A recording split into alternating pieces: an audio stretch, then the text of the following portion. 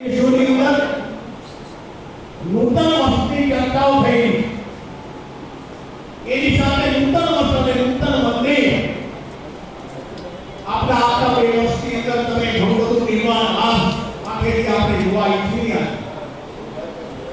આપણે માની ઈશ્વર આપણે આવું જોવાનું બધાને આવો કરે જેને કામ કરે જેને આ ઘરેથી ઈશ્વર હંમેશા માટે એની વિચારધારાની સેવાને બિરદાવવું રહે અને આ કાર્ય આપણે એક નથી આવતા અનેક હમણાં કૃષિ વિભાગનો પ્રસંગ આવશે એ કૃષિ વિભાગ યજમાન સવિતાબેન કાંતિલાલ હીરાલાલ ગોરસિયા એ કૃષિ વિભાગના પ્રસંગના યજમાન છે.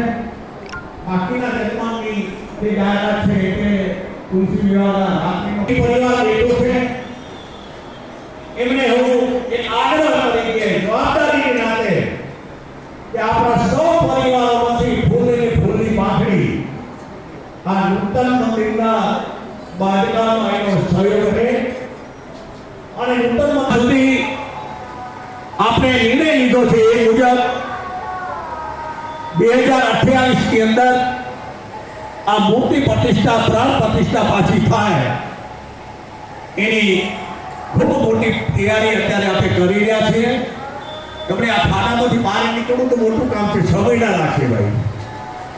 અને જ્યાં સુધી બહાર નહીં આવે ત્યાં સુધી બધાને એમ લાગતું અને કામ તો કેમ ચાલતું નથી, પણ એ બાળક જેમ નાનું હોય ને એમ પેલું ગુડા ખોડીને બાળક ખોડીને એમાં ખાનામાંથી બહાર આવવું પડે. અને વડીલો ભલે મંદિર બનાવી ગયા અને આ ભાવી મંદિર જોવાનો મોકો અમને પણ મળે. અમે તે જવાબદારી નાખે અત્યારે તમારી સમક્ષ બોલી રહ્યા છીએ, પણ અમારું કાંઈ નથી હાલી અત્યારે. પણ ખૂબ મોટી જવાબદારીથી ઈશ્વરે કામ દીધું છે એટલે પણ તમે અમે અમારી પડખે બધા બેઠા છે. દેશ વિદેશમાં તમારો મારો પરિવાર બેઠો છે. એને ઠકોરા મારનો જ્યારે અહીંયા આવે ત્યારે કે આપણે ઈશ્વરે આવો જન્મ દીધો અને ઈશ્વરે આવું મારા પર કામ આપણે દીધું એ માધવપુર આપણા વિશ્વમાં દેખાય. અને આ મંદિર પહેલા પણ મેં તમને વાત કરી આ મંદિર કેવું હશે, પણ એ અનોખી દુનિયા મારા ને તમારો બેઠેલો અંદર આત્માને અને મંદિરમાં બેઠો પરમાત્માને એ બેનો મિલન જ્યારે થશે ત્યારે એની અનુભૂતિ થશે કે આપણા યોગદાન દ્વારા આપણે નાના નાના પરિવારોનો પણ યોગદાન લીધો છે અને એ યોગદાન દ્વારા આપણે આ વિશાળ મંદિરની એક પ્રક્રિયા હાથમાં લીધી છે. તમને ખાલી એક વિષય કે આના કરોડોના ખર્ચા છે. બાંધકામ કોને કરવું, મૂર્તિ કોને ઘડવી, બહારની જે મૂર્તિ હોય મંદિરથી બહાર પથ્થર ક્યાંથી લેવા, આ બધી તૈયારી પૂરી થઈ ગઈ છે. પણ એને પહેલા બધાના બિલ ચૂકવાનો સમય આવી રહ્યો છે, સમય આવશે અને આ કાર્ય એ તમે ધીરે ધીરે બધું જોતા રહેશો.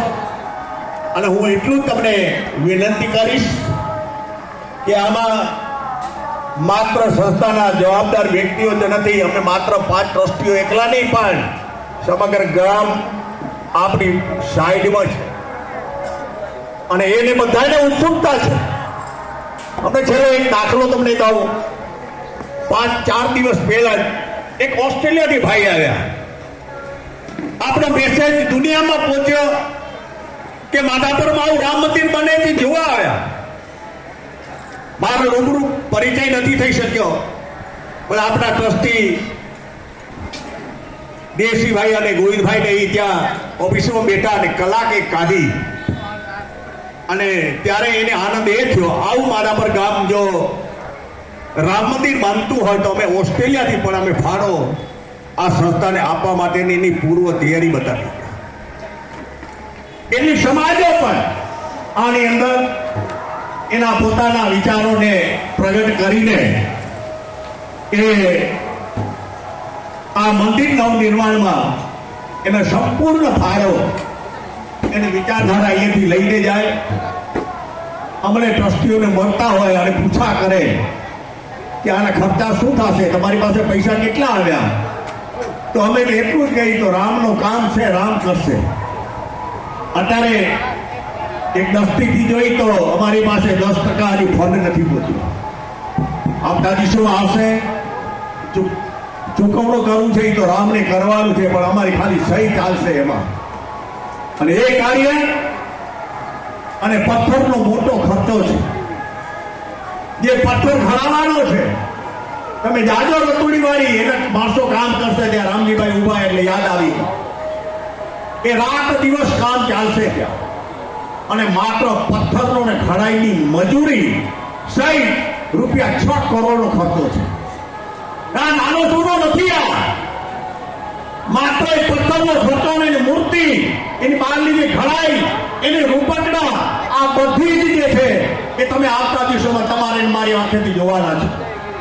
અને આને થોડું કાર્ય નથી. અને તમે જોજો કે આ મંદિર આ ટ્રસ્ટ દ્વારા ટ્રસ્ટો તમે બધા ભેગા છો ભાઈ.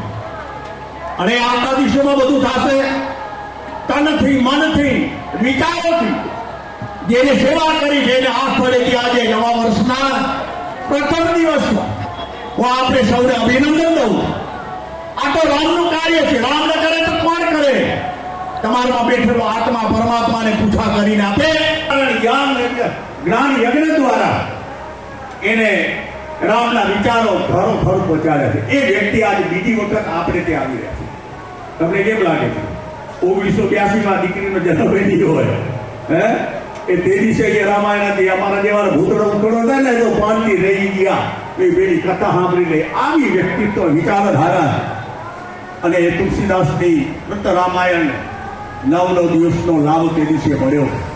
આપણે ગામને બીજો એક વિક્રમભાઈ કરીને યજમાન મળ્યા, નામ સરોવરનો લાવો પાછો 5 વર્ષ પાછળ મળે. અને એક આજે મોરારી બાપુની આટલી ઉંમરે આજે આપણા વચ્ચે આવી રહ્યા છે. આપણે બધા એ દીકરાના, એ પ્રસંગના, એ કુટુંબના આપણે બધા જ પ્રસંગો સાથે આપી રહી અને ગામની સનાતન ધર્મ અને ગૌરવ સાથે એ કાર્યને આપણે બિરદાવવા માટેની આપણી પૂરી તૈયારી હશે.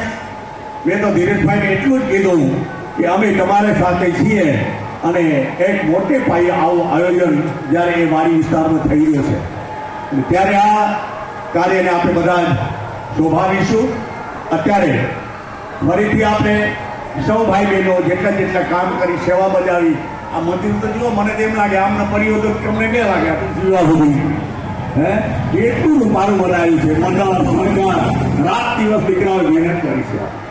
રાત દિવસ દીકરીઓ મહેનત કરી છે. અનાજ સાફ કરે છે. વડીલો, માતાઓ બધા જેને જે કંઈ કામ કરે છે એને આ સ્થળેથી અભિનંદન દઉં.